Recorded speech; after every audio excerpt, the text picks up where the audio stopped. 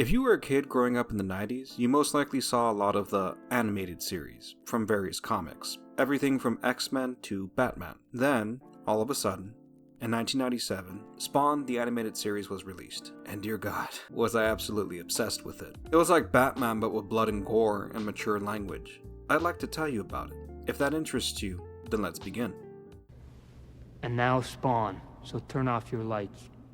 Todd McFarlane's Spawn, or Spawn the Animated Series, aired between 1997 and 1999 on HBO. The character of Spawn was created and designed by Todd McFarlane. The animated series itself was 3 seasons long, with each season containing 6 episodes, and each episode being 23 minutes long. At the start of each episode, there was an intro sequence with Todd McFarlane himself introducing the themes by asking the viewer rhetorical questions regarding good and evil. These intros got more intricate with each season. They also kind of scared me back in the day. Like, I don't know if you remember the Are You Afraid of the Dark type shit, where it's technically not showing anything scary, it's just showing like weird, creepy situations. That's kind of what the intro sequences for Spawn is, in case you're just listening right now. But because they scared me, and every single time that the intro sequence would start to play, I would slowly like keep my eyes on the screen and back away towards my parents' room until they finished. Either way, let's get into what happens in the animated series. I'll let you know my thoughts after each season, and I'll tell you all my thoughts regarding the entire series at the end of the summary. If you're already familiar with Todd McFarlane's Spawn, then go ahead and use the timestamps. Thankfully, 1,000+ of y'all subscribe to me, so you give me the chance to actually use reliable timestamps, and I really appreciate that.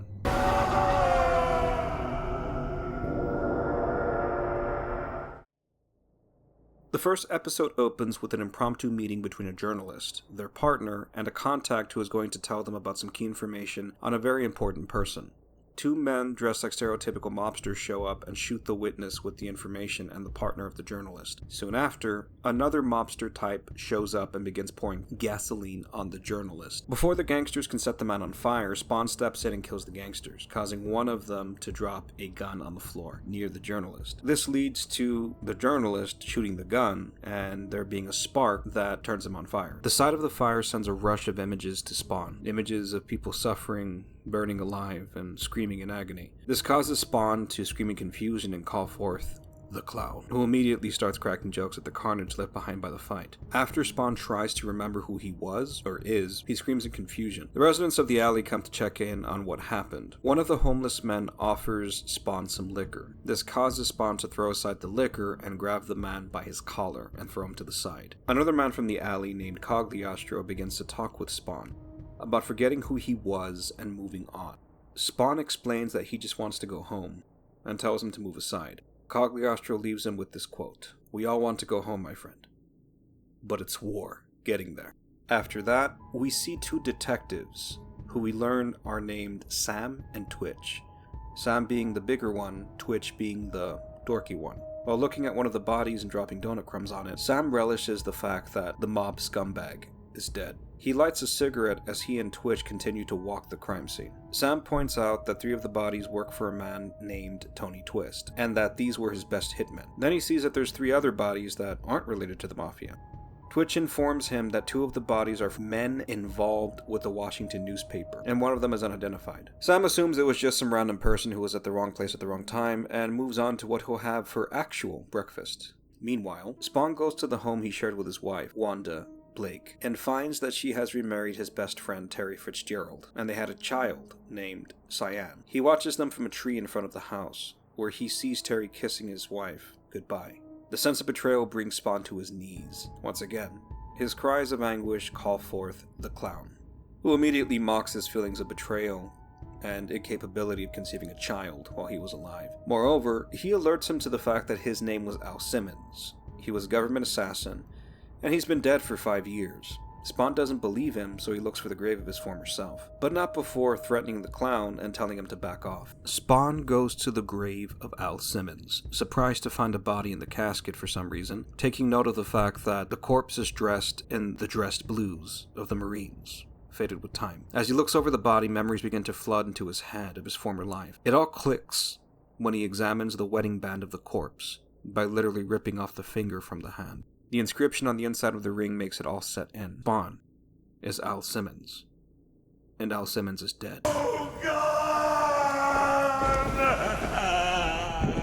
Spawn removes the mask from his body and begins asking, why God? Body becomes possessed and explains to Spawn that he made a deal with Malboja, you see Wanda, and then become Hell's Spawn, a ranking officer in the Devil's Army. The corpse goes on to inform him that now that he's seen Wanda, it's time to pay the piper, leading to Spawn tossing the body aside and putting the pieces back into the casket. We're now at the second to last scene where we meet our last recurring character, Jason Wynn, a man who's in charge of an organization called the United States Security Group, which has allowed him to have powerful contacts both in the political world and the criminal world. The episode ends with Wynn on the phone with Tony Twist, who's complaining about the men who were killed. Before hanging up, Tony promises to send Wynn body parts of the person who killed his men. The call ends, and Wynn calls a senator, where it's revealed that the men at the Washington newspaper were going to write a hit piece on the senator with the information they were going to gather from the whistleblower. The journalist and the whistleblower were killed by Tony's men on the order of Jason Wynn, in exchange for the senator giving Wynn unlimited defense funds.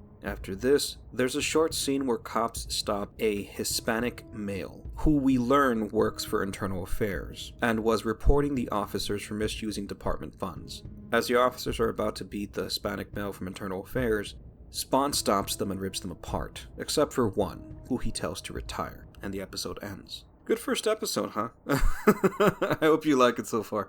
The rest of the season is going to be summarized pretty quickly, so let's continue. The rest of the season revolves around Billy Kincaid, the son of the senator that Wynn is covering for. Wanda Blake is a defense attorney that takes on the case of someone who was charged with what she later finds out to be Kincaid's crimes.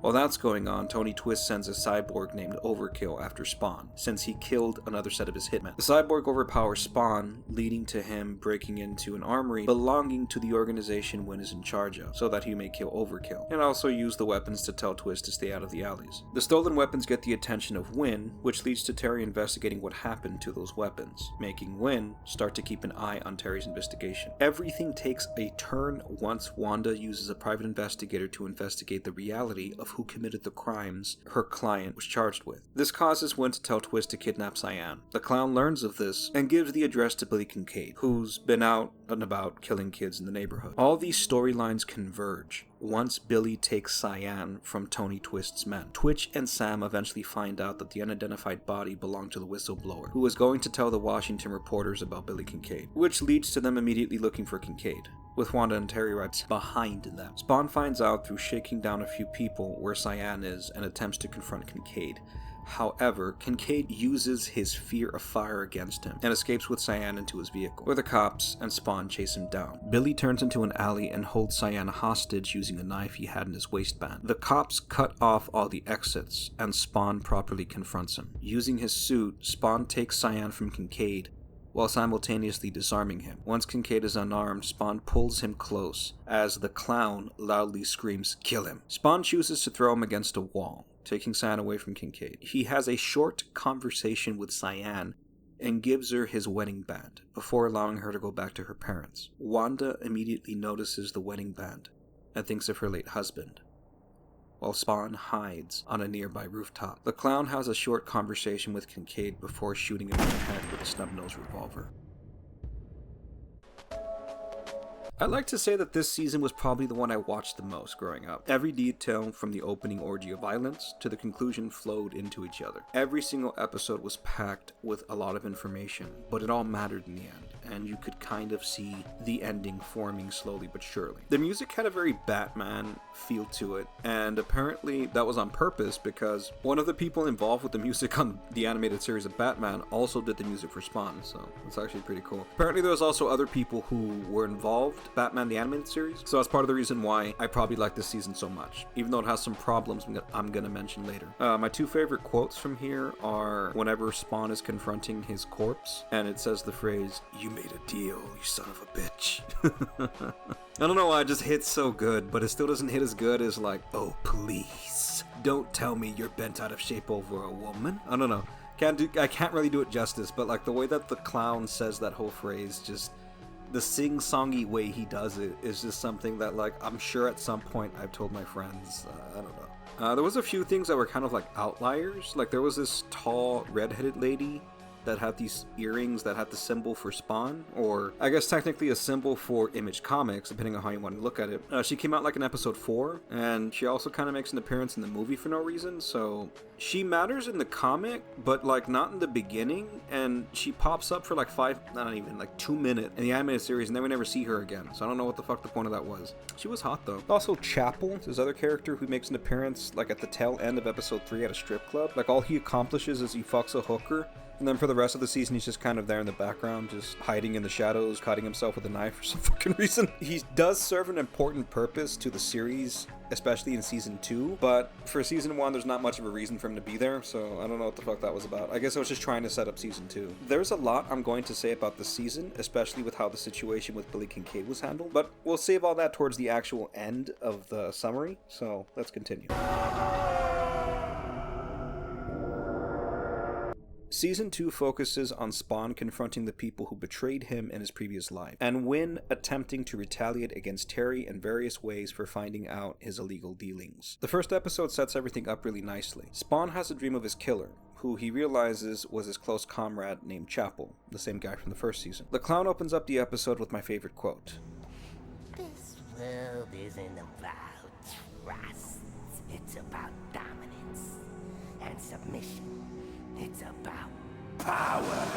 Chapel is then sent to the alleys where Spawn is so he can find the weapons he stole. This leads to a confrontation between the two where Spawn toys with Chapel, making sure he runs out of ammunition, then mentally torturing him with the visions of suffering Chapel has caused, and then making sure that he lives. To put it simply, Spawn uses his suit to mind-break Chapel with images of his sins, and lets him live, making sure that all the weapons that he had on him were incapable of ending his own life. Before that though, Chapel let it slip that it was Wynn who ordered him to kill Al. While that was going on, Terry was looking into the stolen weapons based off of the orders and shipments in the database, eventually leading to him going into a server that only he and Al were aware of, thereby alerting Wynn to his attempt and setting up the main conflict for Terry and Wanda. In retaliation for attempting to access the server, Wynn sends an assassin named Merrick, along with a group of men after Terry. Spawn takes care of Terry throughout the situation. As the season goes on, Spawn deals with various people attempting to kill Terry, including a racist serial killer and multiple trained hitmen, as well as a crack-dealing priest who looks like the lead singer of Disturbed with the voice similar to the Postal guy.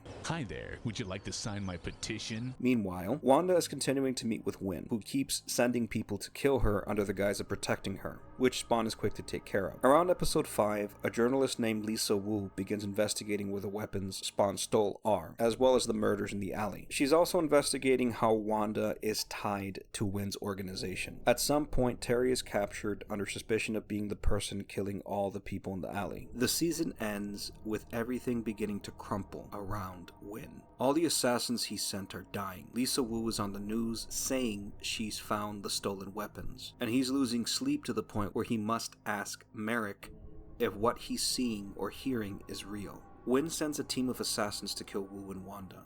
Spawn kills the men and tells Jason Wynn through radio he's coming for him. In response, Wynn gets an army of men on every floor of his office building, equipped with assault rifles and body armor. Spawn goes floor by floor, killing each guard until he makes it to Wynn's office, where he makes Wynn aware of his true identity as Al Simmons, before telling him to stand down and leave Terry and Wanda alone. The episode ends with Terry being freed from police custody and Wynn finally meeting with the clown. I remember when I made the short, there were some comments saying that Spawn, it's not an anime, it's an American cartoon. And for those who care on why I didn't really know what to consider it, like a part of me considers it anime, but technically it's not. It just depends on your definition. But okay, I heard someone say at some point that part of the series was done by Studio Madhouse, and yes, the same Studio Madhouse who made Trigun and Yu Yu Hakusho, but I couldn't find the original interview where Todd says this or somebody says this about the animated series, but I was able to find a video from Sci-Fi called Spawn the Animated Series, Everything You Didn't Know. Because HBO didn't like the direction that the series was going in the second season, and it had already been animated, they called in Studio Madhouse to basically reanimate some segments for season 2. So basically you can say Studio Madhouse a studio that is known for making anime, made the second season, and I believe also the third season, so is that anime? But anyway, needless to say, I absolutely loved the animation in this season, though some of the side quests, like the crack-dealing priest and the racist serial killer, were kind of like weird additions, basically.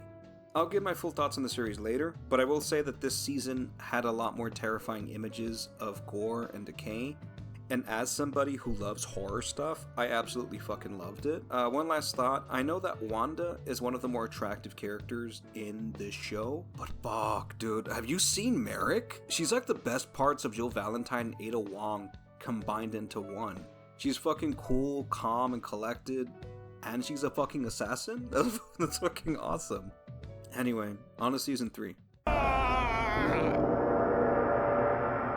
A lot happens in this season, so I'm going to give you a quick too long didn't read if you just want to see this real quick and then get to my thoughts.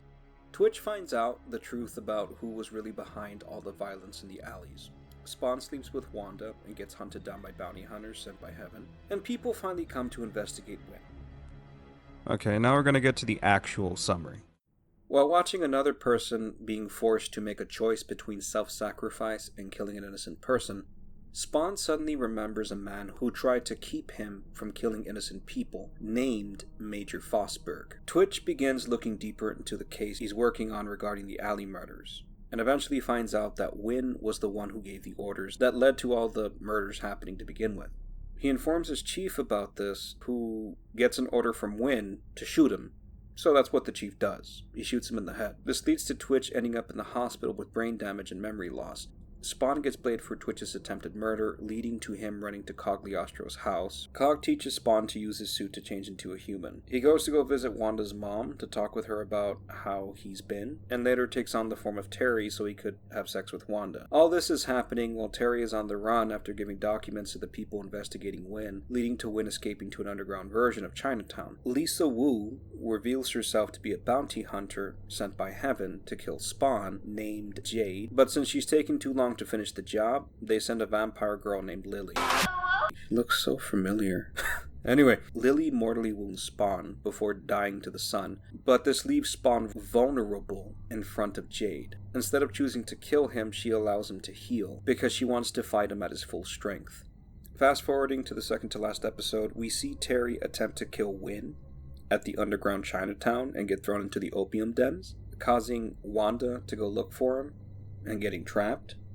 But both are saved by Spawn, since he was already there looking for Major Fosberg. While saving Wanda and Terry, Spawn gets mortally wounded once again. And once again, he's in front of Jade. She allows him to live and aids his escape to the cathedral he likes to hang out at, and she kisses him.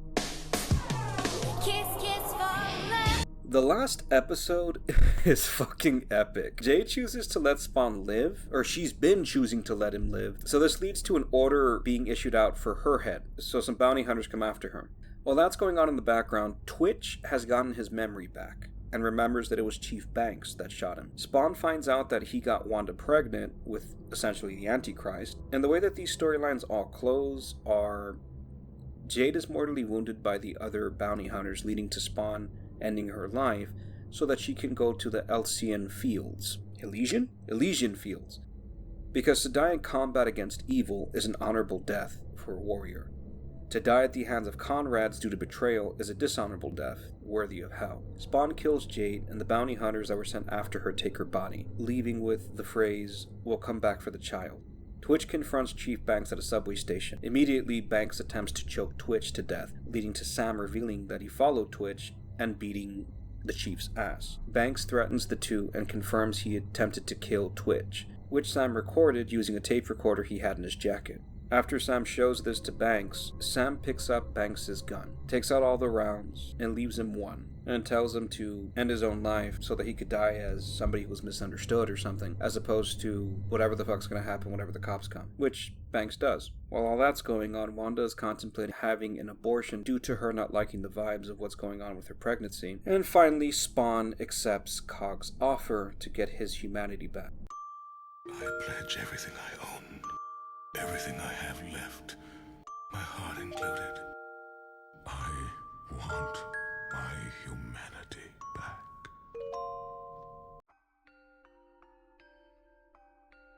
So much happened in this season, and it set up a situation where Spawn inadvertently started the apocalypse. There was a lot of different aspects of Spawn's world introduced here too. Like, I didn't know there was fucking bounty hunters and shit. I didn't know that heaven also has something close to like a hell spawn or something like that. There's like a lot of cool shit they could have done, but there's always the comics, right?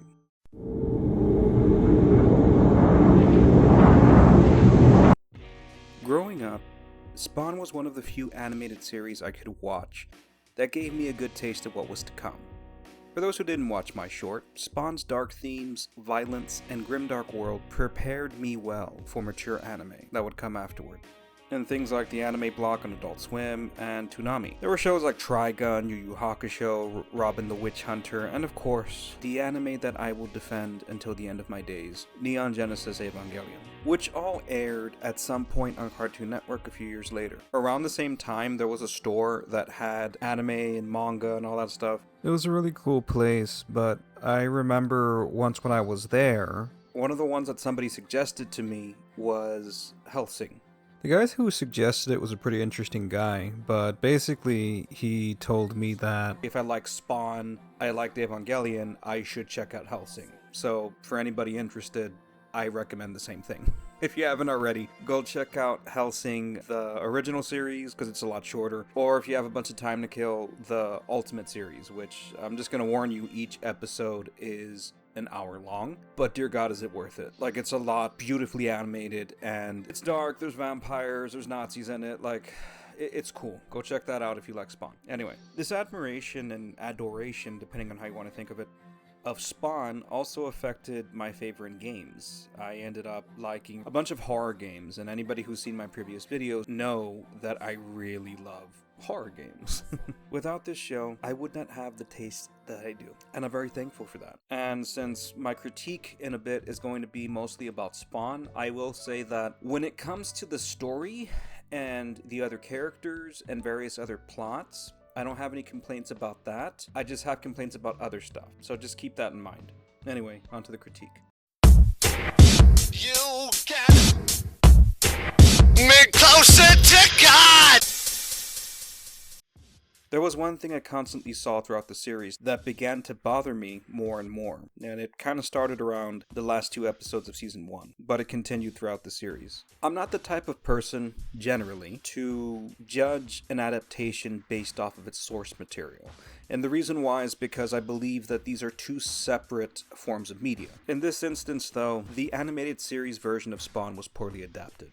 The version of Spawn in the animated series pales in comparison to the comic book version of Spawn. For me, my journey to this realization started with the way the Kincaid situation ended. It made me start looking at Spawn in a different light. That, combined with the choice to have Spawn give Wanda that raw meat, made me not like him at all as a character. It just made me realize that Spawn isn't much of an anti-hero who does morally questionable things for a good cause. He's just kind of an asshole who wants to fuck his wife, regardless of what it costs her, or anybody else for that matter. There's also the fact that Cagliostro being the main person you hear throughout the majority of the series ruins Spawn, because you never get to hear his thoughts raw. You hear Cagliostro kind of waxing poetic or philosophical about light and darkness, and talking about hell spawns in general. Very rarely ever talking about Spawn himself, but even then, he's just kind of explaining and prefacing certain things that Spawn is going through based off of how long he's been on Earth, essentially. But because we don't really get to hear his internal dialogue, it really hurts his development as a character. I'm sure that I've upset a lot of people,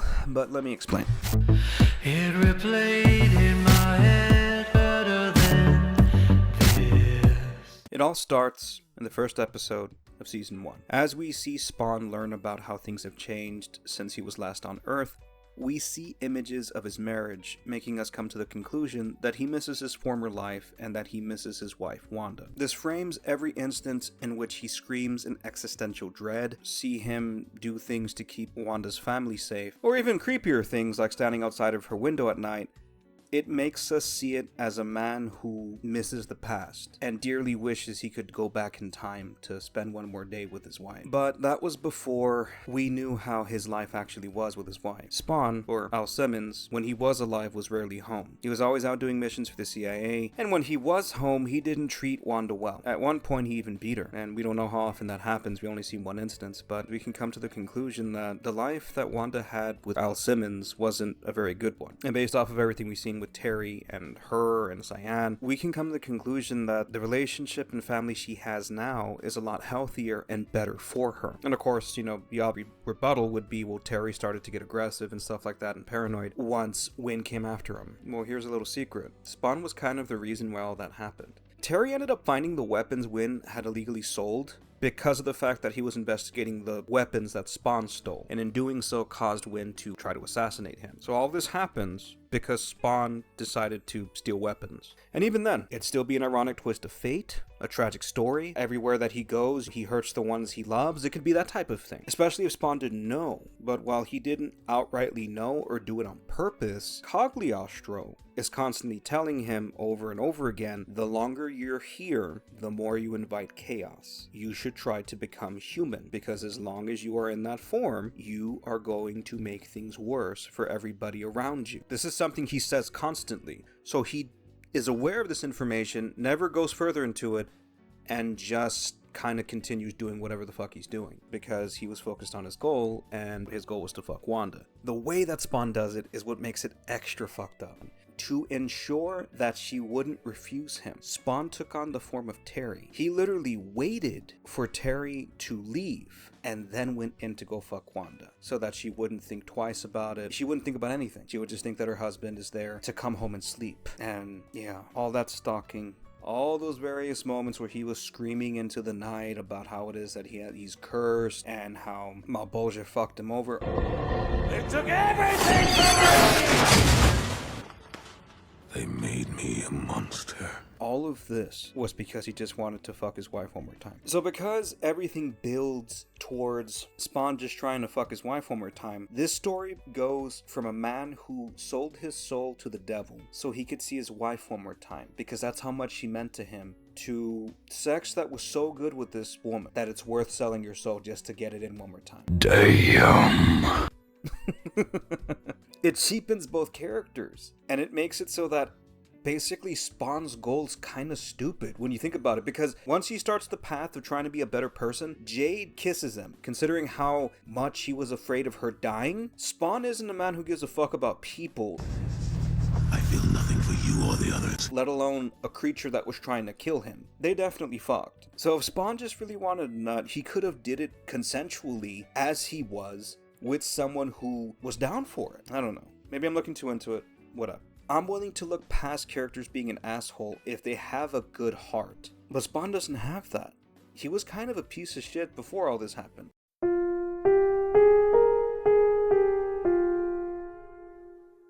Let's take you to episode 5, so you can see what type of guy Al Simmons / Spawn is. Episode 5 is important because it shows Spawn's view of protecting people, even kids. In episode 5 of season 1, the clown takes over the body of a priest and takes a mute child hostage. He then proceeds to use grenades to destroy multiple police cruisers and kill a shitload of police officers and other people near the area. Instead of stopping him, Spawn literally does some shit with a police officer, knocks him the fuck out or whatever, and then immediately goes to sit down and disassociates.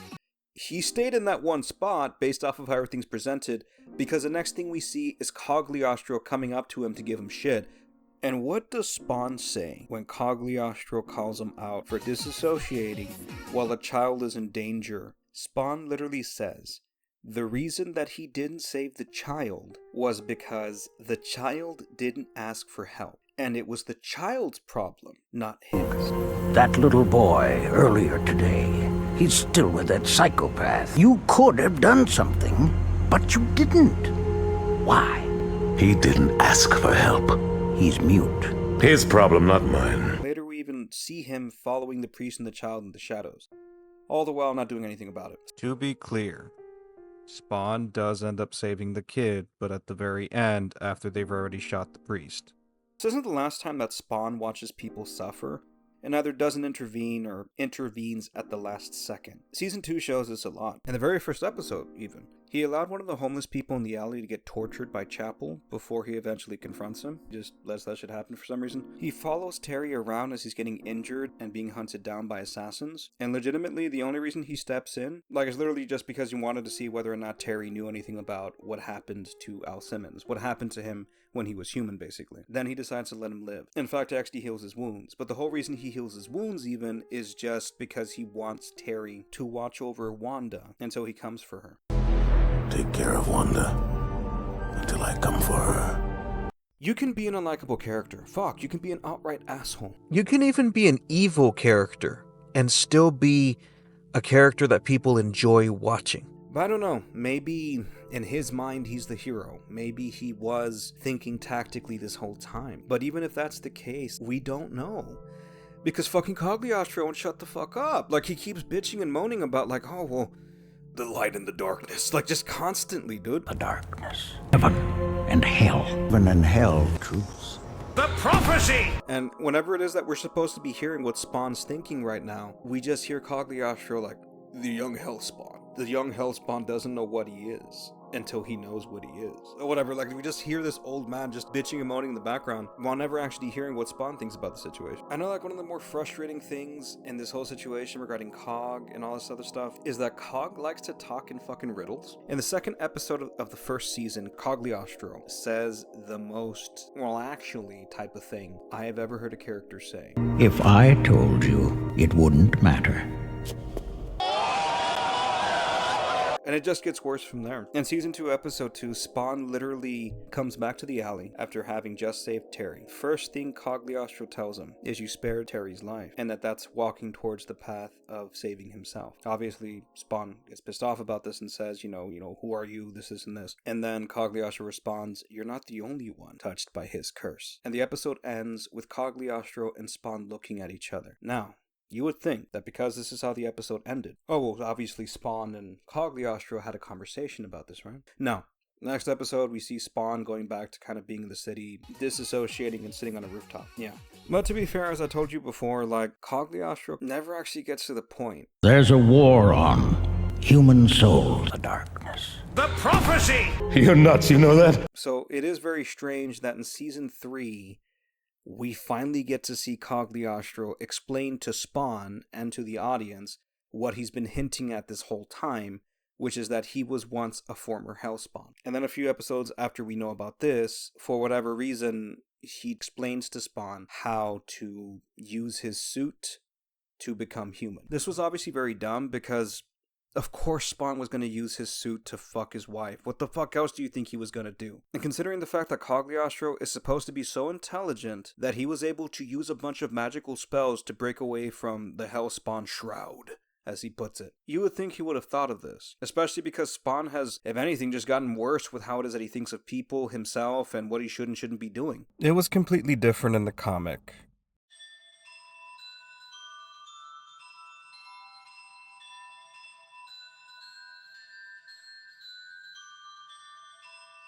In the comic, Spawn finds that Wanda is happy with Terry, and he moves on to hate Malboja for putting him in the situation that he's in. He sees it all as carefully planned and put there on purpose to fuck him over. Even when it comes to the people in the alley, it does take him some time to open up, but eventually he starts talking to the people in the alley. Even getting drunk with them at one point, letting them wear his mask. Various times throughout the comic, Spawn thinks tactically and resolves physical conflict in ways that show intelligence, planning, and foresight. There's also the fact that comic book Spawn enjoys punishing people who are evil. When Spawn learns of Billy Kincaid, he doesn't vaguely figure out what's going on and only intervene because of Cyan. She is a little girl now. He quickly hunts him down and hangs his body in Salmon Twitch's office with a sign that says, "Boys screamed, girls screamed, so I made him scream and scream and scream."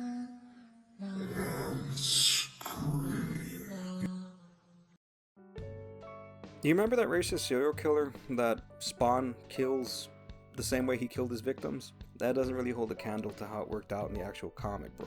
There's a time in issue 30 where he's in Alabama. He ends up making a racist judge who's part of the Ku Klux Klan into a black guy, and he gets lynched by his comrades. The judge ended up calling the Klan over because he found Spawn.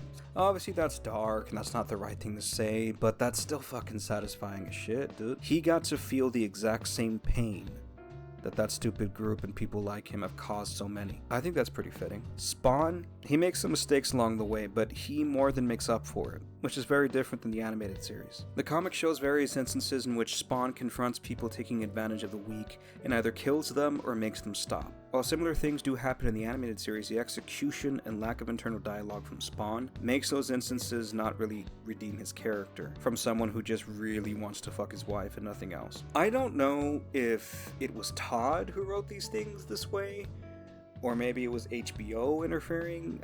I don't know, maybe Todd was trying to do something a bit different with the character and it kind of got screwed up in editing. I really don't know what ended up happening that made it so that Spawn is just this asshole who only saves people whenever they ask him to and just wants to fuck his wife. Regardless, let's conclude this. You never see it coming. The character of Spawn works best in the comic. While it very much is true that you know when Todd writes an issue because there's a fuck ton of text and little going on in the page, Spawn is still best in the comic. He's someone who wants to right the wrongs of his previous life and wants to protect the weak. He's not someone who is apathetic to the suffering of others, or completely consumed by his urges to fuck his wife. But what I will say is that maybe based off of the different iterations of Spawn, maybe Todd did want to do something a bit different with him. Spawn has grown into so many new things since the first iteration of the comic.